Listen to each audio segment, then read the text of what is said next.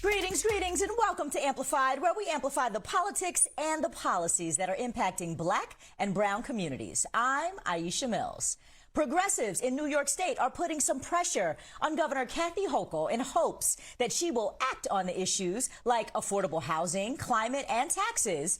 And now moderate Dems are facing some competition in the form of New York City's public advocate, former city councilman and activist Jumaane Williams. Last week, Williams said that he plans to primary Hochul, and he has some backing in his quest. The Working Families Party is putting its weight behind Williams, and the organization says when Jumaane ran for lieutenant governor in 2018, he won 47% of the vote against the now governor, Kathy Hochul, despite being outspent more than 20-1.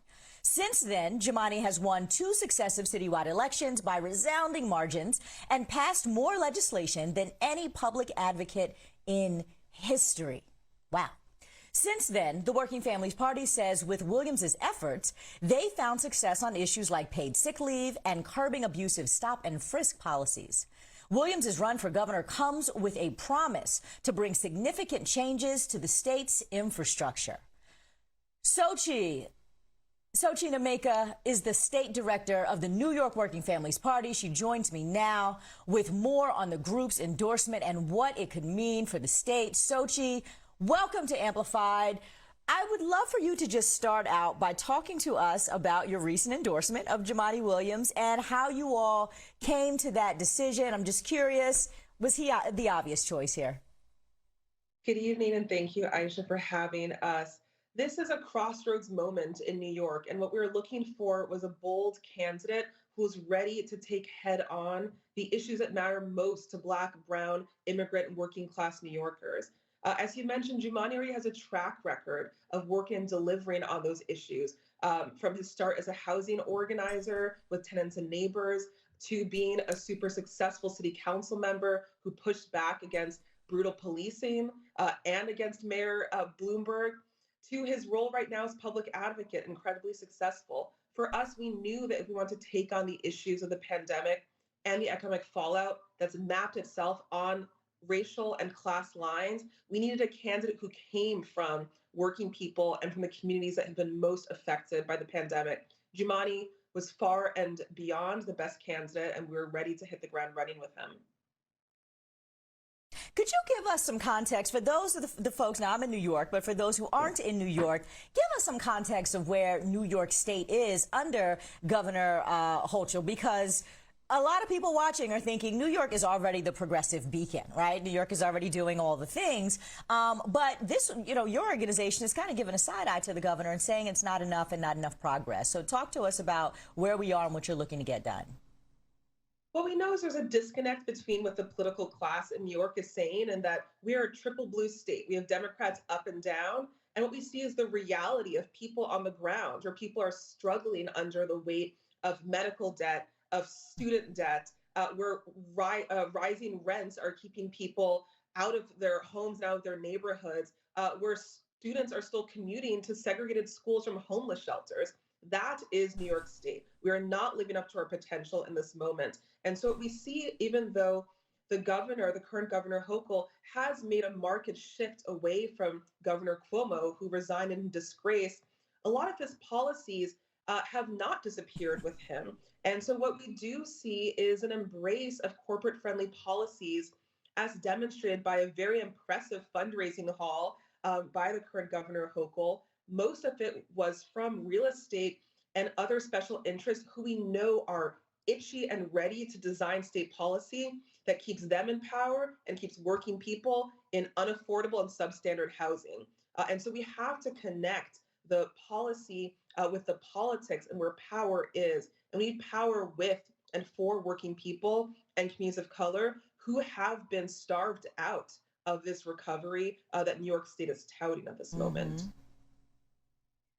Sochi, I am so glad that you just brought up really the power of the purse in all of this, because the governor did post some really significant numbers in January. A lot of it, like you just mentioned, came from the real estate industry, which is a whole other conundrum in conversation in terms of who she might be most responsive to in this state that is full of tenants and always fighting for tenant rights as opposed to the real estate folks. But I'm curious, you know, it's interesting to me that Jumaane did come pretty close when they both were running for lieutenant governor, didn't lose by that much, but was outspent or at least outraised about 20-1. So talk to me about the fundraising prospects here, and how do you imagine that his campaign is really able to compete, knowing the might of fundraising of the sitting governor, and that, you know, it's a different go-round this time for him?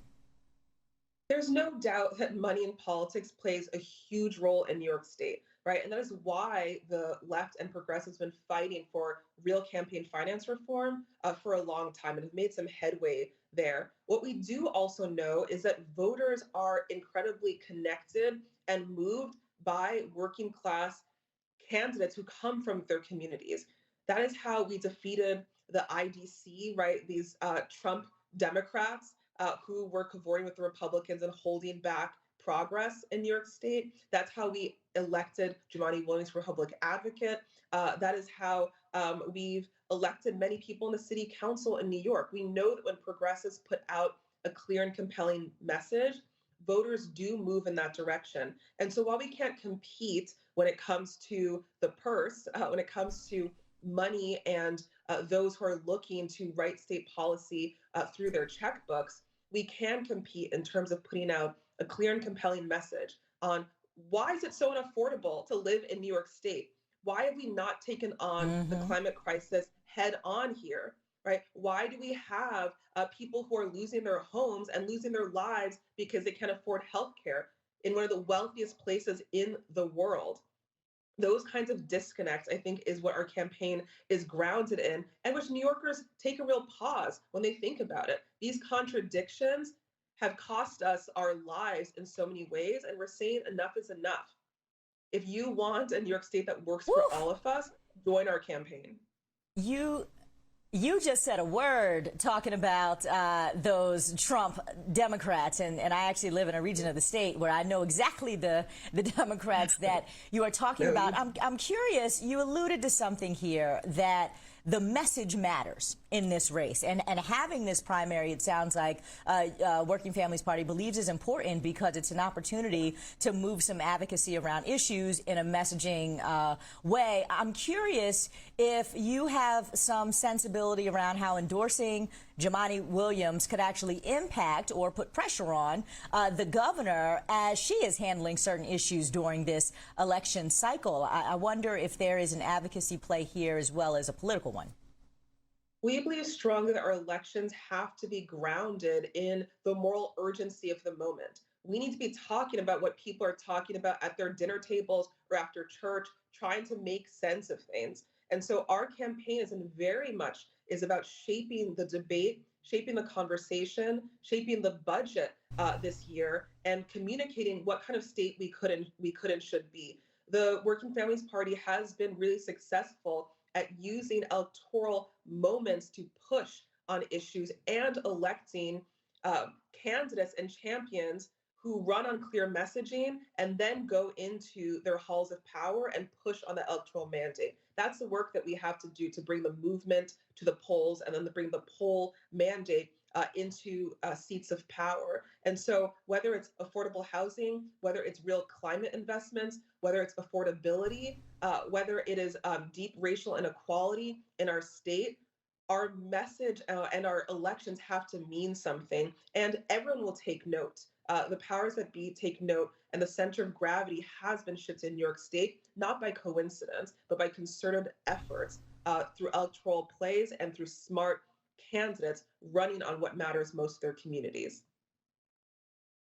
So what do you say to the voters who don't think that the governor has been in office long enough to really have done much, so would give her, you know, a little bit more time to determine how she's actually going to govern? What do you say to them? There are critical 4 months that are coming up in front of us, right? This is when the governor will shape her first budget. And I urge New Yorkers to look and see if what is happening at the state level matches the scale of the response that we need to get us out of the crisis that we're in. New York State is flush with cash for the first time in over a decade. The moment right now is not to tighten up the purse strings, right, but actually to invest in what matters most to people. Childcare. We can ensure that every family has access to good quality, affordable childcare, right? Housing. We can ensure that our neighbors are not evicted because of pandemic predators, right, who have come up and bought up buildings to flip it, push tenants out, and to raise the rent. The budget will reflect any leader's values. As we say, budgets are moral documents. Look at the budget and see how the governor will lead. And secondly, I'll say after 10 years of Governor Cuomo, this is one of the first really open primaries we're having as a state. We deserve and we need opportunities to really battle over ideas that affect the future of the state, that affects our children and our air and our schools and our transit.